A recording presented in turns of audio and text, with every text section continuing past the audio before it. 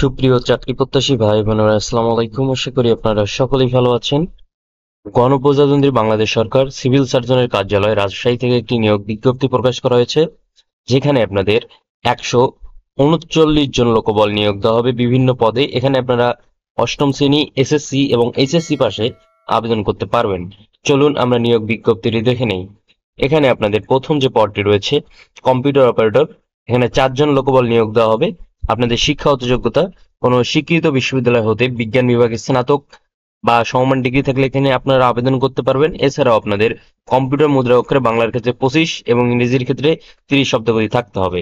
দ্বিতীয় নম্বর যে পদটি রয়েছে 60 মুদ্রা অক্ষরিক কাম কম্পিউটার অপারেটর, এখানে আপনাদের অবশ্যই গ্রাজুয়েট কমপ্লিট হতে হবে যে কোনো বিষয়ে। এছাড়াও আপনাদের কম্পিউটার দক্ষতা থাকতে হবে। লিপিতে ইংরেজির ক্ষেত্রে 70, বাংলার ক্ষেত্রে 45 শব্দাবলী থাকতে হবে এবং কম্পিউটার মুদ্রা অক্ষরে আপনাদের 30 ইংরেজির ক্ষেত্রে এবং 25 বাংলার ক্ষেত্রে শব্দাবলী থাকতে হবে।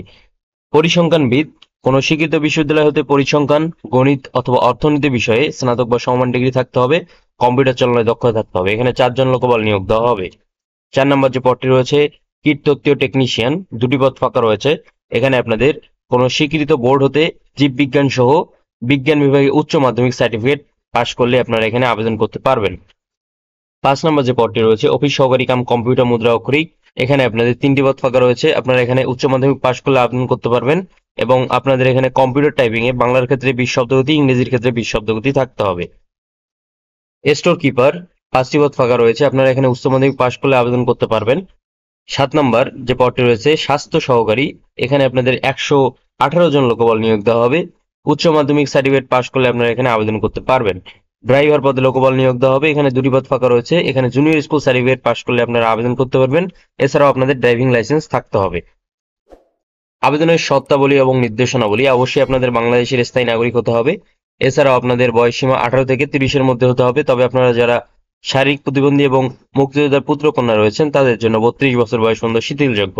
এছাড়াও আপনাদের এখানে কম্পিউটার অপারেটর পদে বিভাগীয় প্রার্থীদের ক্ষেত্রে বয়সসীমা 40 বছর পর্যন্ত শিথিলযোগ্য।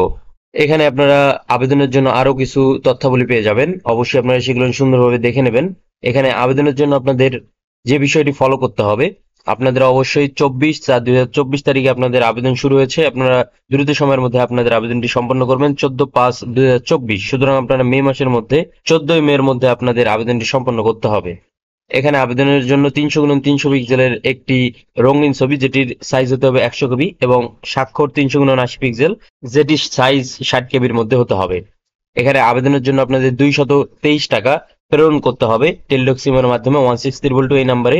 অবশ্যই আপনারা এই ক্রাইটেরিয়াটি ফলো করে আপনাদের আবেদন ফিটি প্রেরণ করবেন।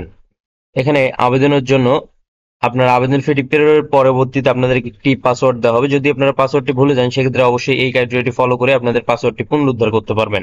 এছাড়াও আরো কিছু নির্দেশনাবলী দেওয়া রয়েছে। এখানে আপনাদের মৌখিক পরীক্ষার সময় যে সকল সনদপত্র নিয়ে যেতে হবে, আপনারা অবশ্যই ক্ষুদ্র নৃগোষ্ঠী সনদ, আনসার সনদ সহ বিভিন্ন ধরনের এখানে সনদপত্র রয়েছে। আপনারা অবশ্যই সেগুলো সুন্দরভাবে দেখে সঙ্গে নিয়ে যাবেন।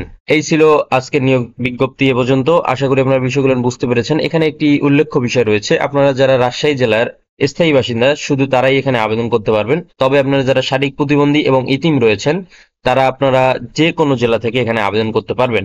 আশা করি বিষয়গুলো বুঝতে পেরেছেন। ধন্যবাদ সকলকেই। আসসালামু আলাইকুম।